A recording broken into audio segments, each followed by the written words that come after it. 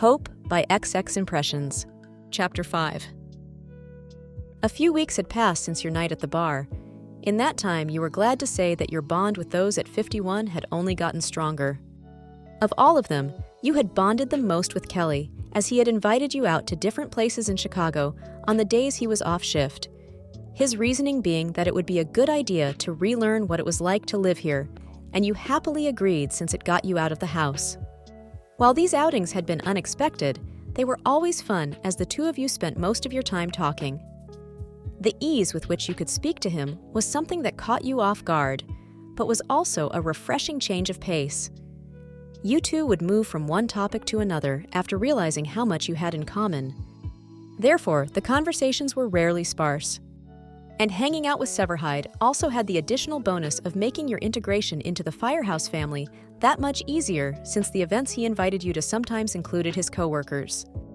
During shift hours, you tried to keep to your original word of staying to the sidelines as you worked with them, but they insistently went out of their way to include you during all the downtime at the house. Whether that be for a meal or just for a little gossip, it didn't matter.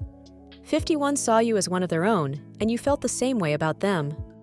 Truly appreciative of the effort they took to make you feel welcomed, you were even more determined to do our job of portraying them in the best light possible.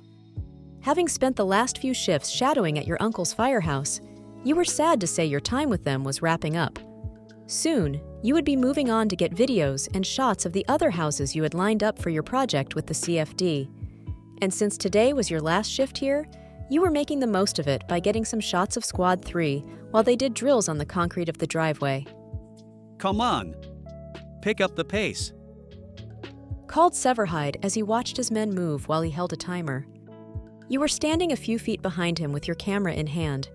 Holding it up to your face so you could look through the eyepiece, you snapped pic after pic of Cruz, Cap, and Tony tying knots in a rope. They then used that rope to tie around Vargas, who was on the ground playing the victim. Hulling him several feet to a backboard, all the men dropped the rope with relief once their lieutenant checked his stopwatch and said, "Good job, guys. Clean this stuff up, then head inside and get some water."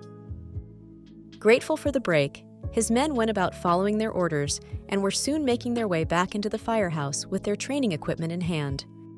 However, Severhide lingered outside as he watched you look through the photos on your camera's screen.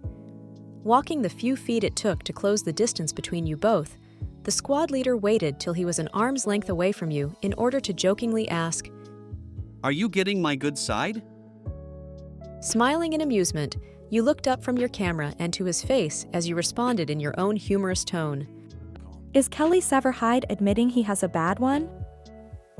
Letting out a chuckle at your unexpected answer, Kelly was about to give his reply when you both heard your name being called from the firehouse. Turning, you each saw Bowden's assistant standing in one of the doorways as she said, "Chief wants to see you in his office." Okay, thanks, Connie, was your appreciative response. You caught eyes with Severide again as you made your departure by saying, "I'll catch you later." Nodding in agreement, he sincerely replied, "I look forward to it." Smiling once more, you rotated around in order to follow Connie inside after you gave your own nod of affirmation. Since Kelly's eyes were focused on you as you walked away, he missed the approach of his best friend, Captain Matt Casey.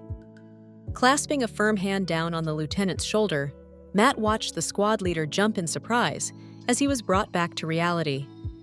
Following Kelly's line of vision with his own, Casey raised his brows at his friend while asking in a teasing manner, "Is there something you want to tell me?"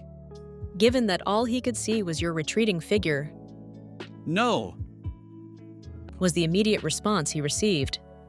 Embarrassed to be caught staring at you so blatantly, Severhide shrugged off Casey's offending hand and began making his own way to the apparatus floor in the hopes of avoiding the oncoming interrogation. "Are you sure?" Matt continued on in a low voice. "You're absolutely sure there's nothing you want to tell me about you and Chief's niece?"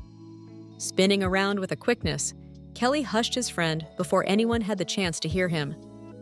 "Shush. It's not like that." With an amused and smug expression, the truck captain crossed his arms over his chest and knowingly asked, "Then what is it like?" Recognizing he was caught, the squad leader let out a huff and decided to be honest. Look, it's been a while since she lived here, so I've been showing her around a bit while we're off shift. We've gotten to know each other a little better and I like her. But it hasn't gone any further than that. He finished while avoiding his friend's eyes.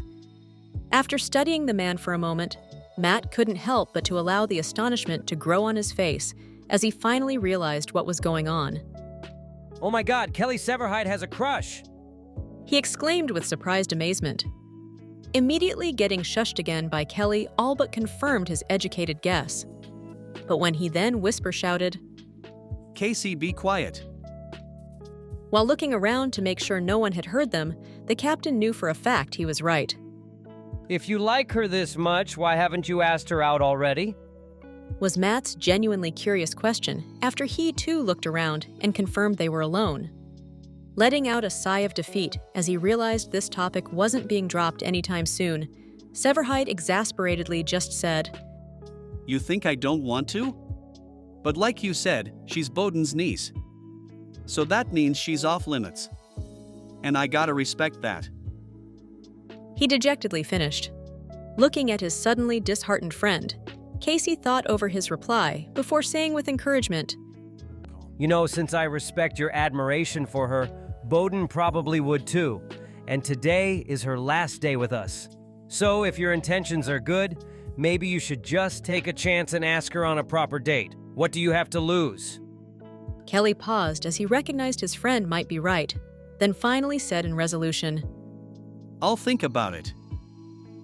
And while those two wrapped up their conversation outside, you were just getting started with yours in Chief's office. So, I'll cut right to the chase. Bowden began. It has come to my attention that you submitted a recertification application to become a firefighter with the CFD. Is this correct? Surprised he was aware of this, you replied with a hesitant, Yes, Uncle Wallace. Staring your way with a serious look on his face, he then said, And is this something you're determined to do? Unsure of where he was going with this, you only paused for a moment before giving a confident and determined, Yes, Chief. Once my contract is up, I will become a firefighter again. Bowden gave a single nod at your answer.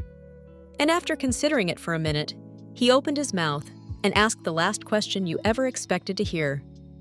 Then how would you like to be a firefighter here at 51? End of chapter 5.